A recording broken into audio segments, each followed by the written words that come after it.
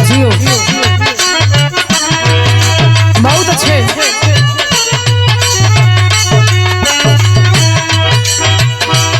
ओहो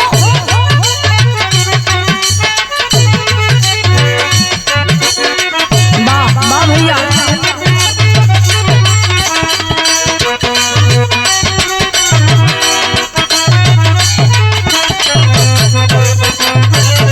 क्या बात है।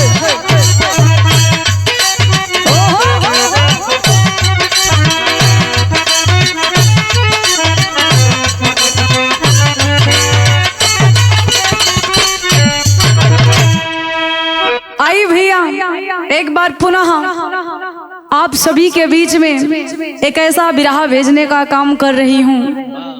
रामायण महाभारत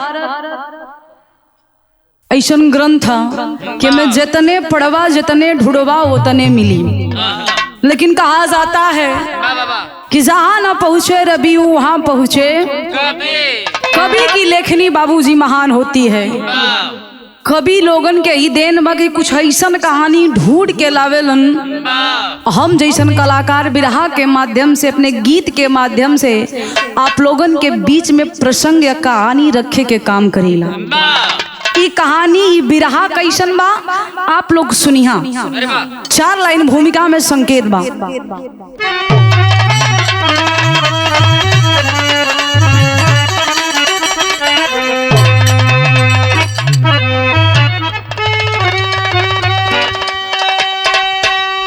प्यार फलता नहीं वृक्ष की डाल पर, प्यार का फूल खिलता नया आसमान में, प्यार दिल के समंदर का बाजार है, लहरता लहर भर के इंसान में, फिदा दिल मिलन की तमन्ना किए, कांटों पे चलने को होता यमादा, मोहब्बत में दुनिया जले तो जले, बदले जमाना न बदले इरादा।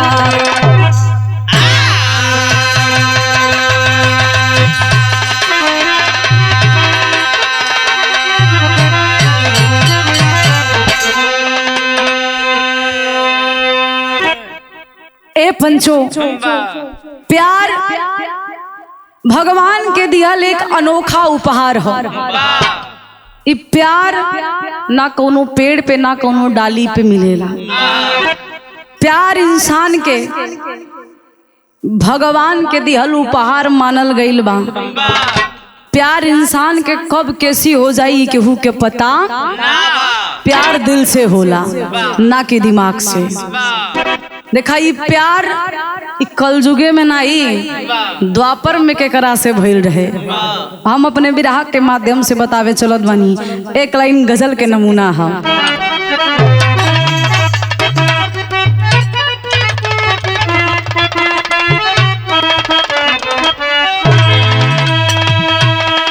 तेरे दरबार का मालिक कि तेरे दरबार का मालिक करीना हम भी देखेंगे। तेरे दरबार का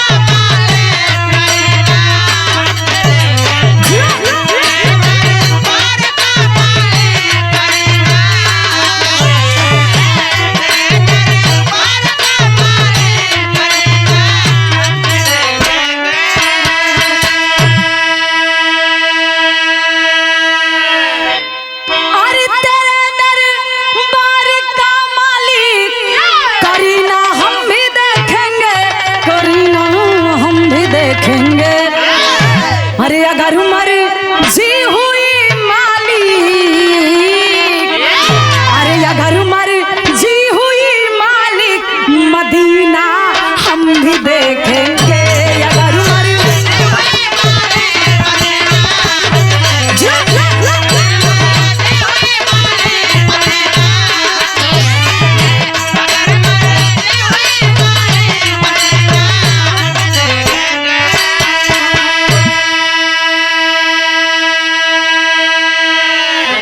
लेकिन हमारे कवि जी भाव में कितना बढ़िया लाइन लिखत हुवन कि प्यार के ऊपर कैसे लिखलन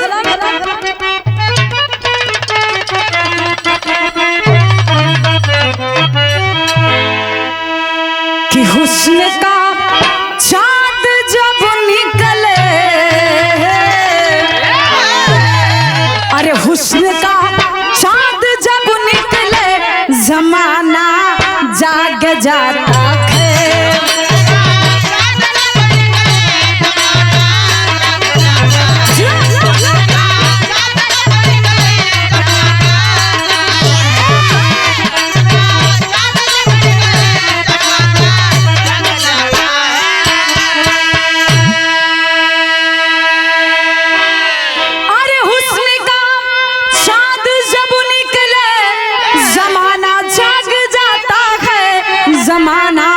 जाग जाता है कि घटा घेरी अंधेरी तो,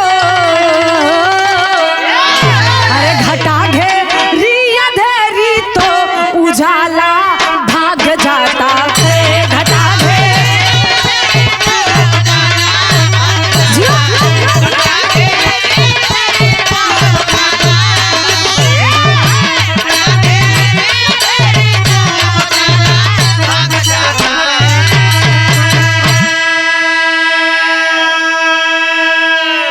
हुस्न का चांद जब निकले जमाना जाग जाता है, घटा घेरी अंधेरी तो उजाला भाग जाता है। लेकिन कहानी कैसन बा नज़म के लाइन में गुरुजी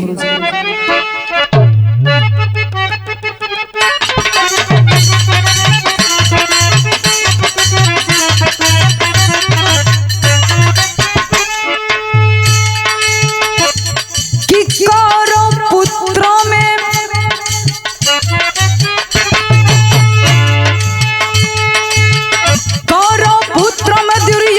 पहचान अलग, बिछाया धरती पे कुलवंश का अभिमान अलग।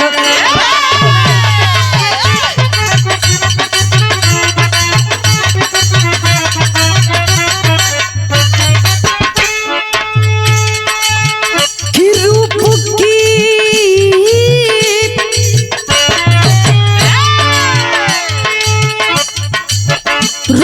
चांद जिसकी भानुमती नारी थी, लक्ष्मणा सुता जिसके आंचल की दुलारी थी।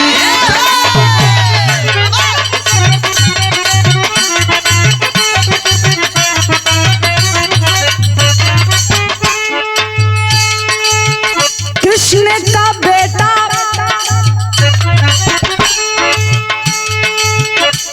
का बेटा शाम रूपसी को देखा है, नजर से नजर लड़ी खिंची प्यार रेखा है।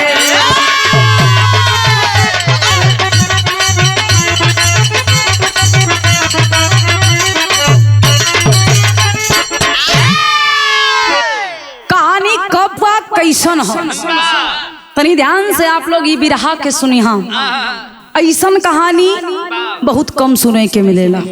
ये हमारे गुरुजी बड़ा मेहनत से बड़ा खोज के लिखले होगन। कहानी बा कैसन कौरव में एक छाया हुआ नाम जेकर रुतबा कायम रहे हमेशा, जेकर नाम बतावल गई दुर्योधन। दुर्योधन के धर्म पत्नी जे सुंदरता में जेकर कोनो जोड़ नहीं खे रहल, जेकर नाम बतावल गई भानुमती। अच्छा दुर्योधन के पत्नी भानुमती जितने सुंदर रहली उतने सुंदर एक ठे बिटिया के जन्म देली। वो बिटिया के नाम का रहे लक्ष्मणा। बड़ी खूबसूरत, बड़ी गुणवान, बड़ी होनहार। लक्ष्मणा धीरे धीरे सयान भइल, धीरे धीरे कम से कम 16 से 18 साल के भइल। जब ये कर एकदम किशोरा अवस्था आइल, खूबसूरती बेजोड़ रहल, नैनाचार भइल बा, प्यार भइल बा, मोहब्बत भइल बा। केकरा से? यदुकुल शिरोमणि भगवान कृष्ण कन्हैया के बेटवा जेकर नाम सांभा बतावल गई। जब सांबा और लक्ष्मणा के नैनाचार भइल तब प्यार धीरे धीरे बढ़त था। अच्छा, प्यार बड़ी खतरनाक बीमारी है। ई ना जात चिन्ही ना औदा चिन्ही न तो उम्र चिन्ही। हाँ, ई कुछ जान परत नहीं करत, लेकिन प्यार जीवन में कई बार बोले। अब क्या सांबा और लक्ष्मणा से जब प्यार भइल, कौरव और दुर्योधन के क्रोध के आगे केहू के चलत। दुर्योधन की बतिया नहीं खे पता, बारे में हमार बिटिया सयान भइल हम, केकरा से बोलत बा केकरा से बतियावत। ई दुर्योधन के भनक भी ना रहे, लेकिन कहल जाला कि सही बात फैले में टाइम लगत है और गलत बात फैले में के तनिको टाइम ना लगत। अब धीरे धीरे इन दोनों के प्यार परवान चढ़त है। तो होखत का बा गुरुजी, एक लाइन तरज बा।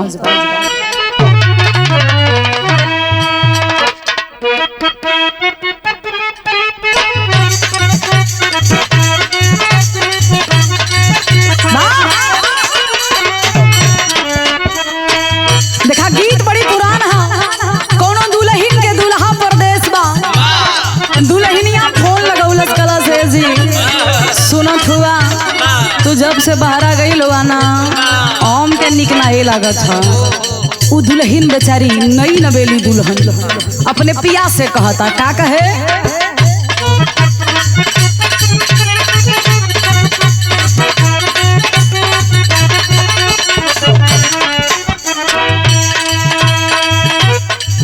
गहिला जब से बहरा याद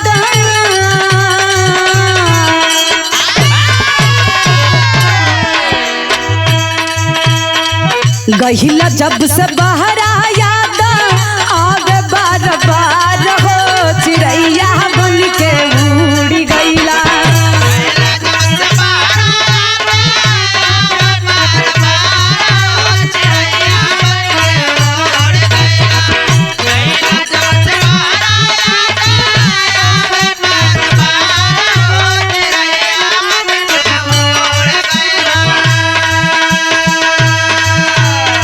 गहिला जब से बहरा याद आवे बार हो, चिड़ैया बन के उड़ी गईला, चिड़ैया बन के उड़ी गईला। राजा जी हमार हो, चिड़ैया बन के उड़ी गईला।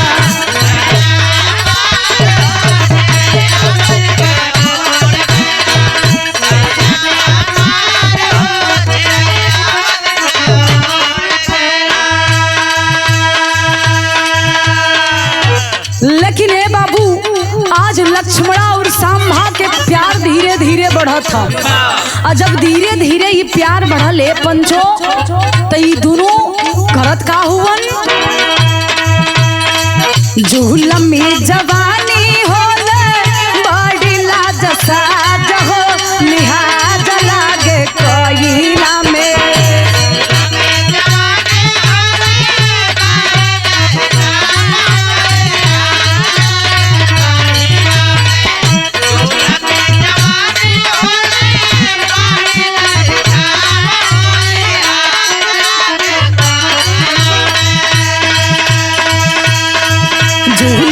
जवानी होले बड़ी लाज साज हो, लिहाज लागे कोयला में। छोड़ जब लाज हो, लिहाज लागे कोयला में। छोड़ जब लाज हो,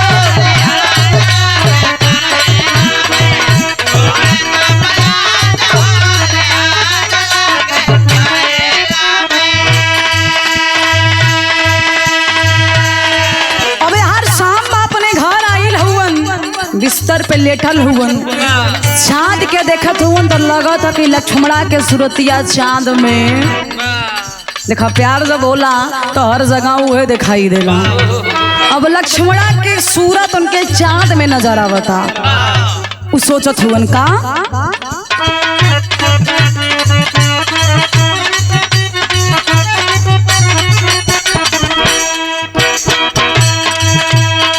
सांबा के सूरतिया पे हो देखा मुहाई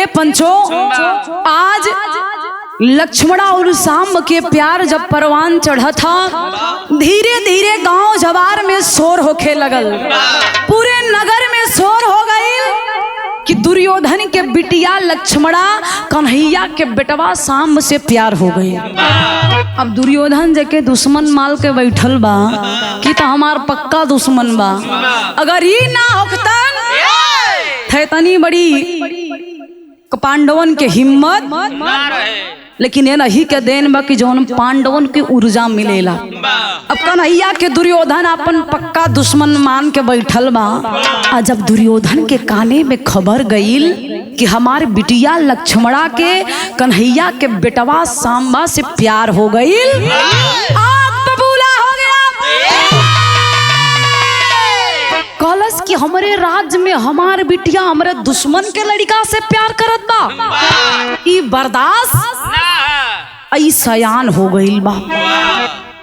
भानुमती जाके लगवा बैठलिन, कली ने पिया इतना दिन से बिटिया सयान भइल है, कितना बार तो के समझौली कि एकर बियाह कर दा, तब बात समझ में ना आइल। आज कपड़े छुरत है ना, दुर्योधन विचार कैलस कलस कि अब ना, गलती तो हो गई, लेकिन ये गलती के अब हम सुधारब।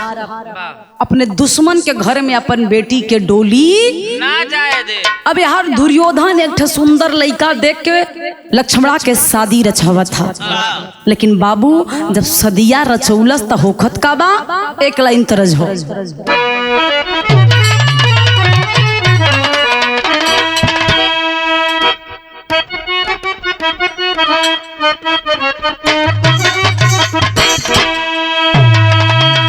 देखा कौनो मर्द कौनो लड़की से प्यार कैलस और प्यार में बेचारा इतना पागल, ओकरा से बियाह कई के घरे में, और जब बियाहे के बाद उ लड़की घर में आई तो मर्द बेचारा इतना पगलाइल रहे के पूरी कमाई ला के वही के, और जब वो कमाई पौलस तो 2 3 4 हो गई, लेकिन वो कैलन का भैया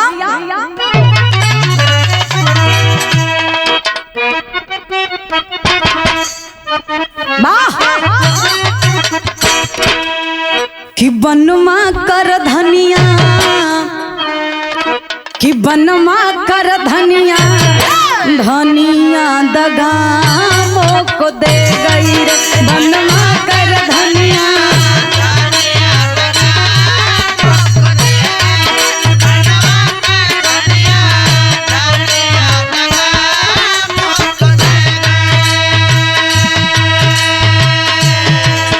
लेकिन हर लोग समझावा छुअन, सुन ले दुर्योधन बेटिया सयानी ही होई गई रे, सुन ले दुर्योधन।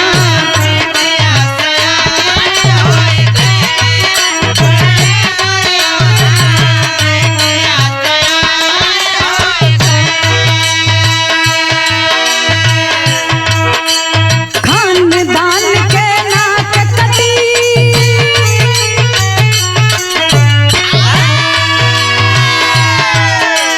खानदान के नाक कटी, बदनामी तोहरी होई गई रे, सुन ले दुर्योधन बेटिया दीवानी तोहरी होई गई रे, सुन ले दुर्योधन।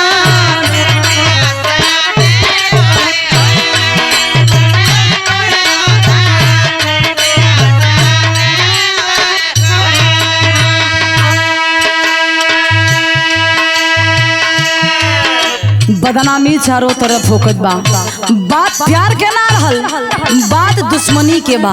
अच्छा कबो कबो इंसान अपन पर्सनल दुश्मनी के चलते, अशोक भैया अपन पर्सनल दुश्मनी के चलते अपने आवे वाले भविष्य के भी खतरा में लोग डाल दिलन, जबकि ई ना होके के चाहिए। आज दुर्योधन वह गलती करे चलत बा, पर्सनल दुश्मनी बा, ओके इतराज नहीं खे कि हमार बिटिया प्यार कैले बा, बाकी गलती लगा था कि हमरे दुश्मन के लड़की से प्यार कैले बा। कैलन का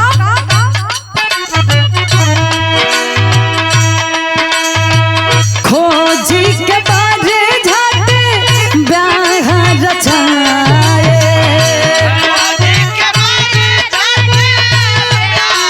सही हो।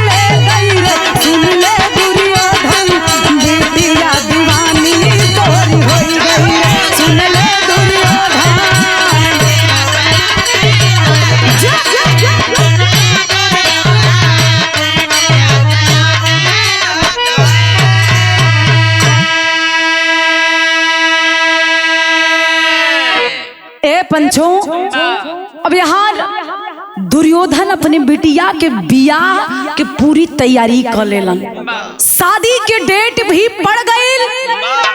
अब यहाँ लक्ष्मणा सांबा से प्यार कैले ही अपने घर में अपने कक्ष में बैठ के इंतजार करत है कि अगर हमरे प्यार में ताकत हुई, हमरे प्यार में दम हुई तो हमार डोली और केहू के घरे ना जाई। लेकिन ये बाबू ब्याहे के दिन आ गई, यार लक्ष्मणा इंतजार के डोरी उनकर टूटत बा। अब लक्ष्मणा समझ ना पौलस हम करी त करी का। एक ठे पत्रिका लिखलस, उ पत्रिका भेजत कहवा हा मथुरा में, केकरा पास? सांब के पास, कि हमार बियाह पड़ता, अगर हमके आपन मानेला, हमारा से प्यार करेला तो हमार शादी केहू औरी के साथ ना होके देखबा, ये हमारी इच्छा बा। अगर हमार बियाह केहू के साथ भइल तो समझ लिया डोली के बदले अर्थी निकली। ए बाबू पत्रिका चलल बा, कैसे? इलाहाबादी भाव लगल।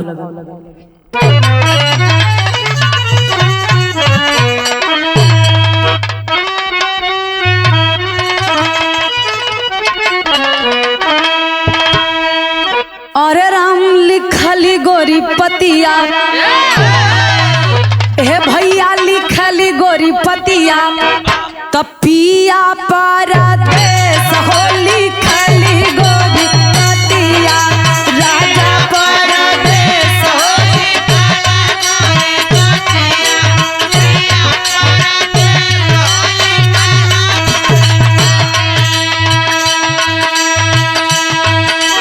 लेकिन बाबूजी पत्रिका चलल बा, कैसे?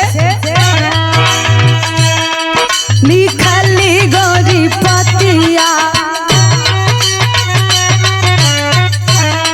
लिखली गोरी पतिया, मथुरा नरेश के लिखली गोरी पतिया।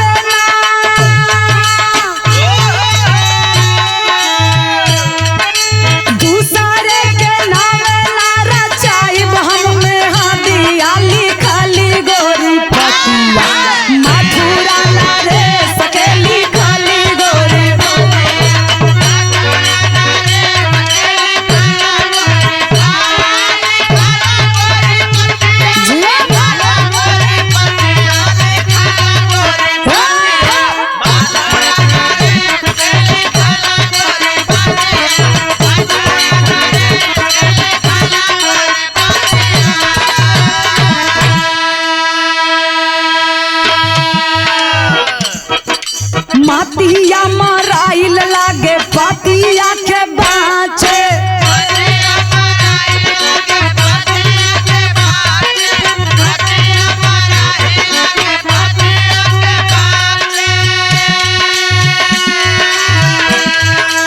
आँखी में सुरतिया मुरतिया के नाचे,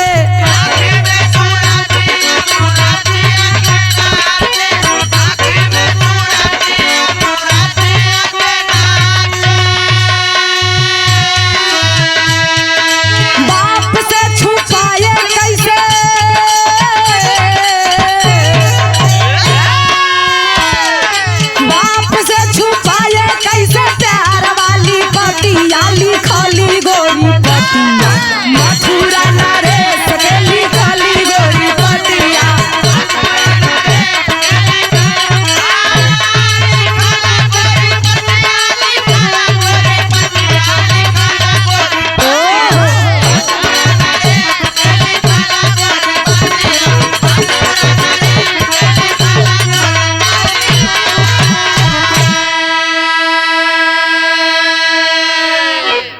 ए पंचो पत्रिका लिख के मथुरा में लक्ष्मणा भेजवा देली। और जब पत्रिका मथुरा में गईल बा तो हाथी के करे लगल। एक लाइन तरज बा, बड़ी पुरान तरज है, स्वर्गीय रामदेव उस्तादी तर्ज के, अपने जमाना में बड़ा लहा के गौलन। कैसे?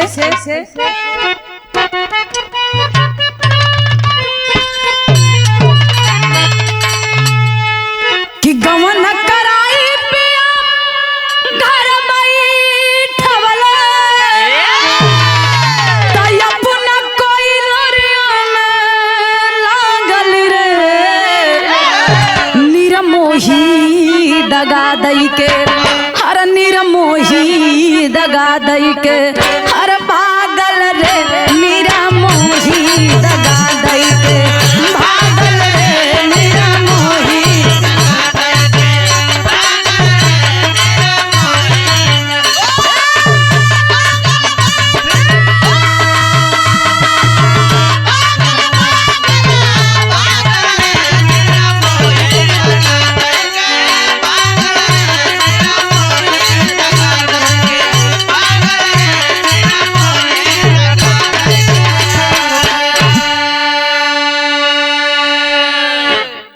पंचो मथुरा में जब वो पत्रिका आई तो देखा शाम के ही पत्रिका मिलल बा। आ जब खोल के ओके पढ़त हुवन तब विचार का कइलन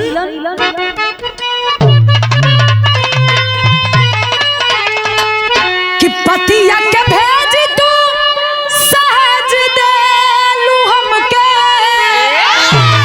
कि पतिया के भेज तू अरे सहज देलू हमके, हर प्रीत कैर सरियाना काटब हो, गोरी सात समुंदर हो, गोरी सात समुंदर ना डाकब हो, गोरी सात समुंदर ना।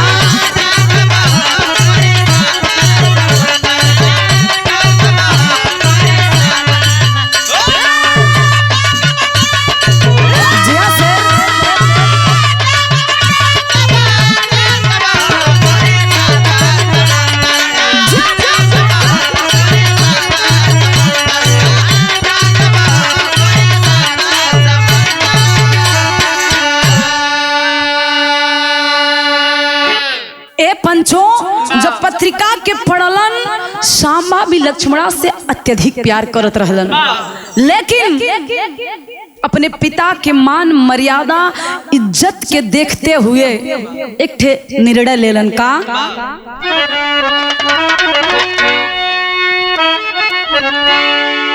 कि हबर आइल दुर्योधन के दुआरे बरतिया, अरे गावे मंगल चार जुट के सारिया बरतिया,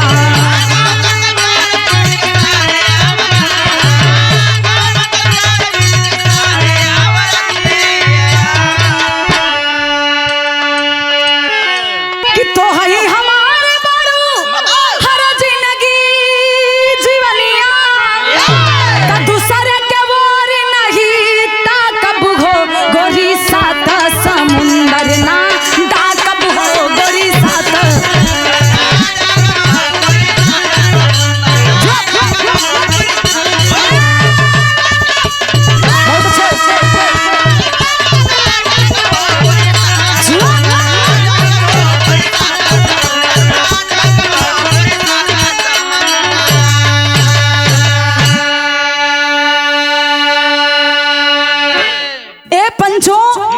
आज शामा विचार किया कि मेरे पिताजी का नाम बड़ा ऊंचा है, अगर मैं जाके लक्ष्मणा से जबरी शादी करता हूँ तो बहुत ही बदनामी होगी। वो पत्रिका के पढ़लन आंख से आंसू गिरे लगल कि हमार प्रेम हमरा से दूर जात बा। उ पत्रिका के रख देलन, उ पत्रिका के भूले के कोशिश करत हुवन, लेकिन उ पत्रिका में सदिया के डेट भी लिखल रहे।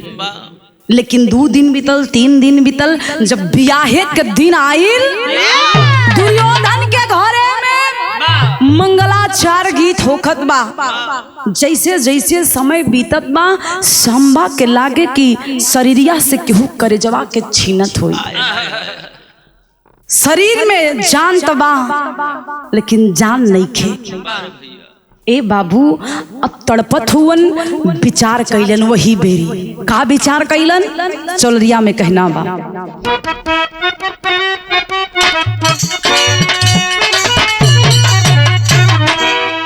कि गोरिया दिन भर कई के कटिया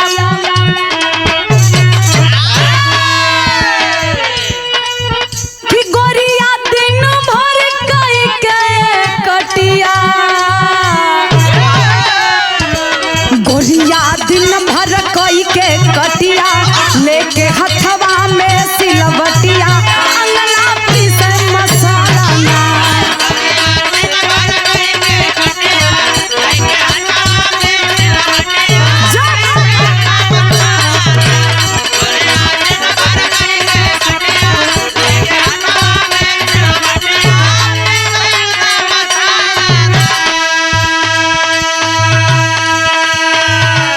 लेकिन यह पंचो हाथे में मेहंदी लगल बा, शरीर में हल्दी लगल है, बियाहे के तैयारी होकता, गीत गौनई चालू बा, लेकिन घरे में बैठल लक्ष्मणा के अखिया से झरझर झरझर आंसू गिरता।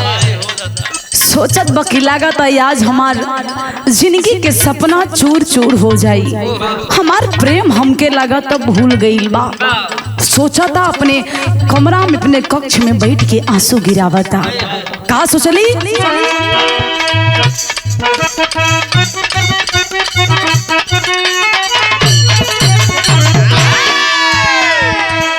अंग अंग जेकर रची में खदिया हो अंग अंग जेकर रची में खदिया अंग जकरे रची में हदिया बैठल कोहबर में सहज दिया सदिया खलगिज रचाई बना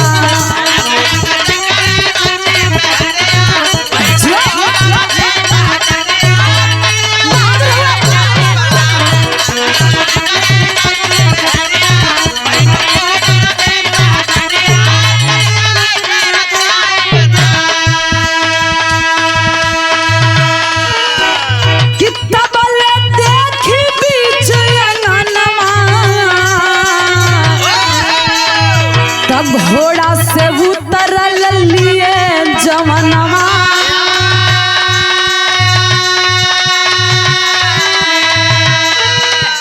कि बैठी उछल के घोड़े ऊपर लइके खथवा में अपने मूसा लइके खथवा में अपने मूसा पंछी प्यार पावे जहाजिया तल गवरो संग गर्भसी हनिया खरगिज रचाई बना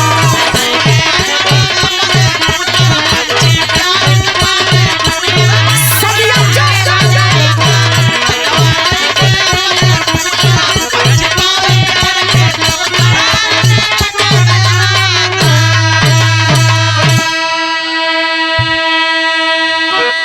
यहाँ लक्ष्मणा के सब्र के बाण टूट गई। और जब लक्ष्मणा के लगल कि हमार बियाह लागत बा आज हो ही जाई, तब वीर के घरे वीरे के जन्म होला। जवन खानदान में रही हुए वंश पे आई, आज लक्ष्मणा भी उठल बा क्रोध में आके कॉलेज की लाज रही लिहाज रही हमके कौनो चिंता हम बियाह हम शादी वही से करब जेकरा से प्यार कैले बानी। झझाग दिना उठल एकदम बियाह के जोड़ा में शादी के जोड़ा में सजल बा। जैसे अपने कमरा से अपने कक्ष से अंगनैया में कदम रखला देखत बा कि एकदम तेज बेग से अंगनैया में ठे घोड़ा उतरल है। घोड़वा पे के रहल सांबा। और जब देखलस तब खुशी के ठिकाना नहीं खे कैली का अंतरा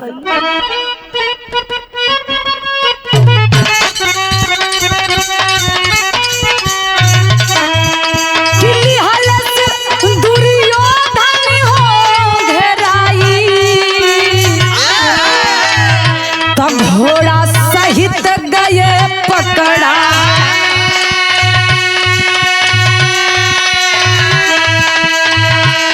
कि पपिया पेड़ से बांधा कस के,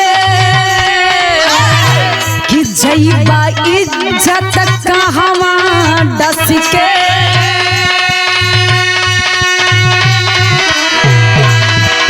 महंगत रही गई दूनो या जदिया, कैले से मारे के हो बरबदिया, सदिया खरगिज रक्षाई बना।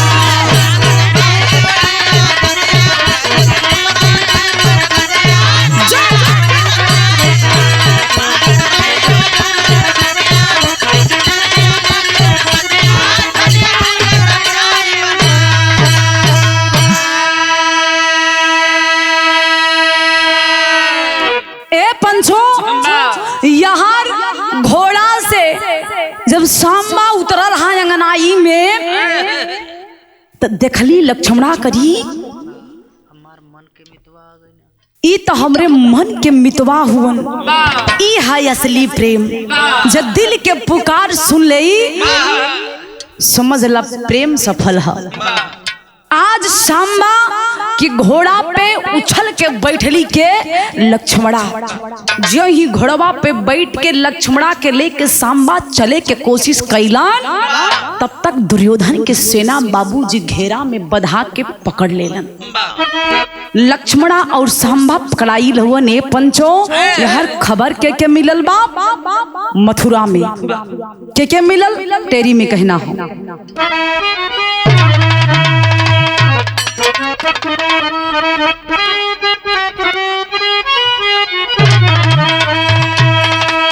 कि बलदाऊ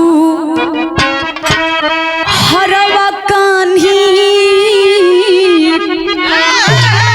अरे बलदाऊ हरवा कान्ही पे धरे, कि बलदाऊ हरवा कान्ही पे धरे, त कंपित हुई धरा फारी छाती के गो फरवायर गो फरवायर।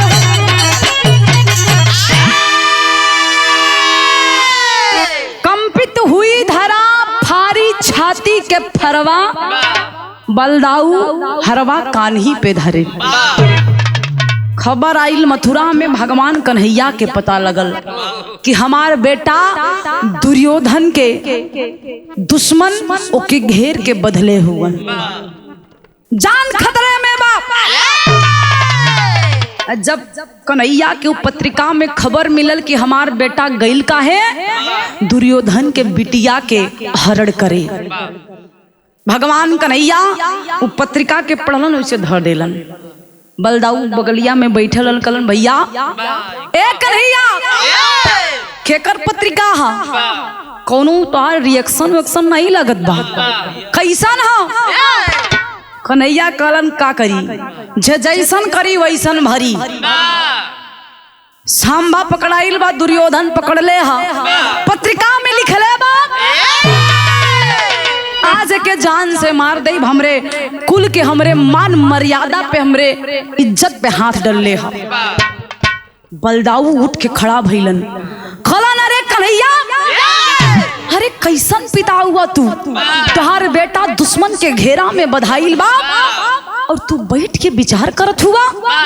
कन्हैया कलन उ पकड़ाइल बा तो वह निपटी हम जाइब तो हूँ के जाए के। बलदाऊ खिसिया के अपन हल उठौलन, खलन के रे सुना तोरा जैसा हम कायर, हमार लइका हमार बेटा प्रेम कैले बा कौनो गुनाह हम जाई बचावे, लेकिन अगर तू नातेदारी निभावे अइला तो बूझ लिहा। बलदाऊ क्रोध में उठा लवन, अपन हल उठौलन और चलत हवन दुर्योधन के द्वार पे। कैसे कहे बलदाऊ कृष्ण से, कहे बलदाऊ कृष्ण से धोखा मत करना, अरे छलकारी छल मेरा हलचल मत करना, आकर के नातेदारी तू निभैबा ता। बलदाऊ कन्हैया से कहत हुवन, आकर के नातेदारी तू निभैबा ता, तोहके भी हरवा में नचाई दे, पौरुष के तोहके जरूरत ना हमके, हरे पौरुष के तोहके जरूरत ना हमके, भंवरी अकेले ही दम पर घुमाई दे। बलदाऊ कहलन सुना, अगर तू वीर हुआ ना तो हम महावीर हैं। तो और बड़का भाई हम है। तो सोचा हमारे में कितना दम बा, बिना अपने बेटवा के भौरी नचाए, बिना भौरी घुमाए, बिना बियाह कराए, तोरे दरवाजा पे तोरे चौखट पे ना आई।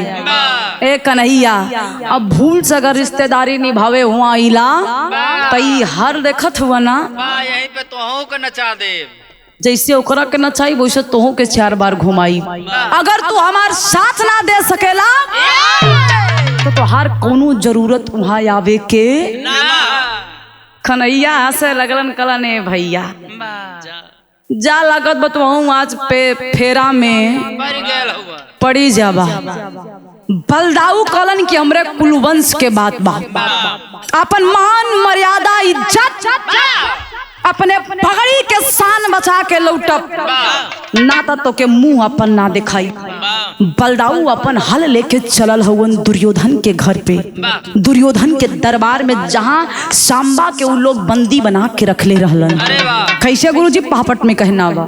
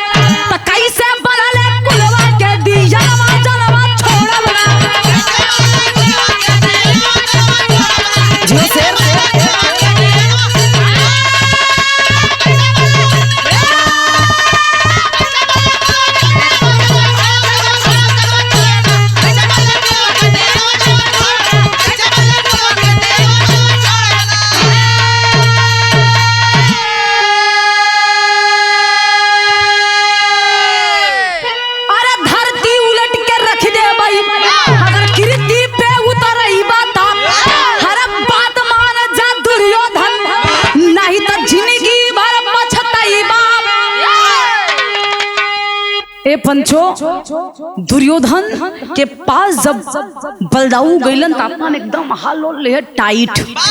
खलाने दुर्योधन, अरे तोरा में इतना हिम्मत, तू हमरे कुल के वंश के तू बांध के रखले हुआ, भूल गईला हमरा के। अरे हम है बलदाऊ बनी। ये अपन हलवा देखत हुआ ना, एक ही बेर दावब तो कितना फिट नीचे जाइबा कुछ पता। दुर्योधन कलश की सुना, हमरे ही घरे में आके हमरा के रोब।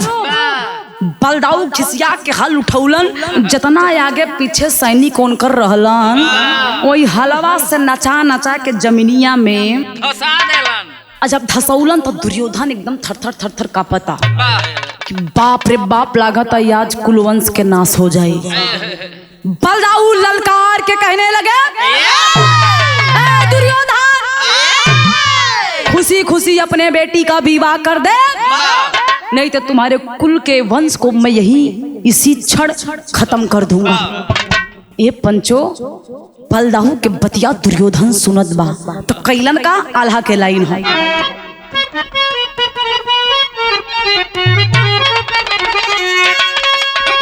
अरे मिटी ना मिटाई कैसे, अरे भाग्य वाली रेखा, कहीं अपनी कलम से जावन लिखाई करता।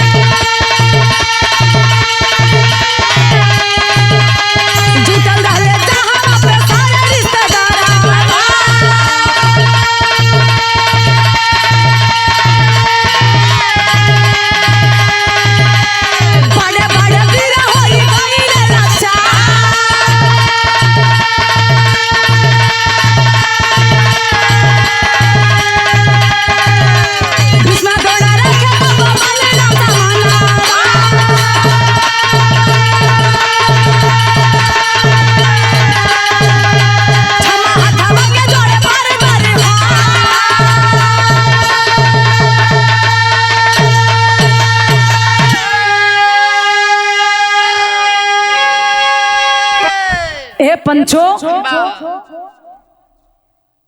आज यार दुर्योधन के बड़े से बड़े वीर, भीष्म द्रोण जैसे वीर बुद्धिमान सब केहू लाचार। दुर्योधन के लोग समझावत हुआ कि भलाई हमनी के यही में बा कि लक्ष्मणा के कन्यादान करके कृष्ण के बहू बना दा। अगर ना बनैबा तर एक लक्ष्मणा खातिर तोहर पूरे कौरव वंश के विनाश हो जाई। बलराम केहू के छोड़िया। दुर्योधन सोच में पड़ गया कि अगर आज मैं अपने बेटी का विवाह नहीं करता हूँ, ये बलराम केहू के छोड़ी आज बेबस लाचार होके बलराम के सामने नतमस्तक भइलन के दुर्योधन सर झुका के हाथ जोड़ के विनती करे लगलन कि हमरा से बहुत बड़ी गलती भई, हमके क्षमा कर दा, हमरे कौरव के छोड़ दा, हमरे बिटिया के विवाह आपके बेटे सांब से करे खातिर तैयार बानी। ए बाबू यार खुशी खुशी गठबंधन होखत बा। कन्यादान करत हुवन के दुर्योधन कैसे खड़ी में कहना हो।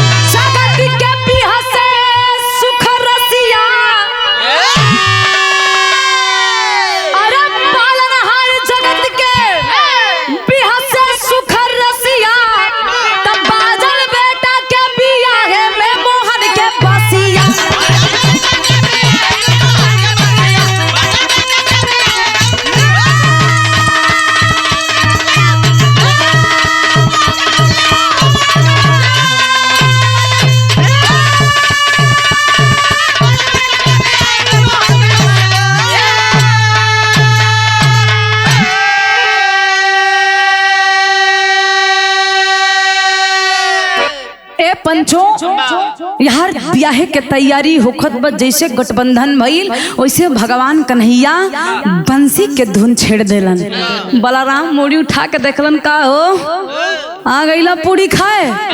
कन्हैया हंसे लगलन कलन वाह, हम तो देखे चाहत रहली कि इनके प्यार में कितना ताकत बा और तू इतना रोब से अइला, तोरा में कितना ताकत बा। लेकिन धन्य हो भाई, तोहरे हिम्मत के तोहरे ताकत के केहू अंदाजा ना लगा पाई। भगवान कन्हैया मुस्कुरा के अपन बंसी के मीठी धुन छोड़लन। तब बलराम एक ठे बात कहलन का अरे भैया बलराम के परन भइले पूरा, त जहां गाने श्याम वहां कुछ ना अधूरा।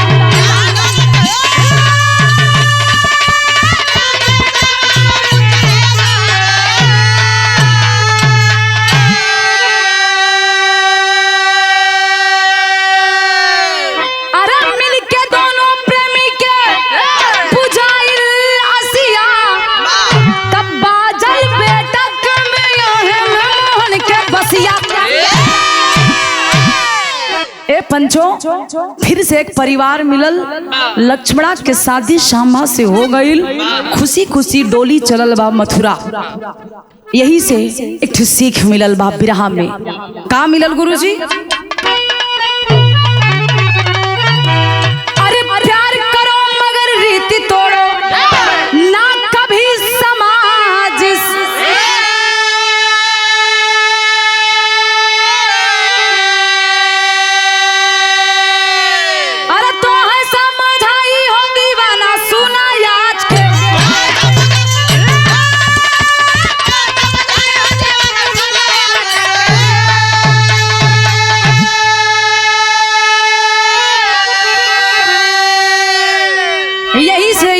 एकदम निछोड़ा कि जीवन में प्यार करिए। आज के जोन दीवाना टहरत हुवन भैया, केहू नीला ड्रम में जात बा तो केहू सीमेंट में जात बा। इ लोगन खातिर सीख बा कि प्यार करिए, लेकिन समाज का जो रीति रिवाज बना है इसे तोड़कर कभी मत करिए। क्योंकि कवि जी लिखते हैं आखिरी में का, अरे माई बाप के दिल तोड़ो ना दिल के रसिया, अरे माई बाप के दिल तोड़ो ना हर दिल के रसिया, तो बादल बेटा के बिया है मैं मोहन के बसिया।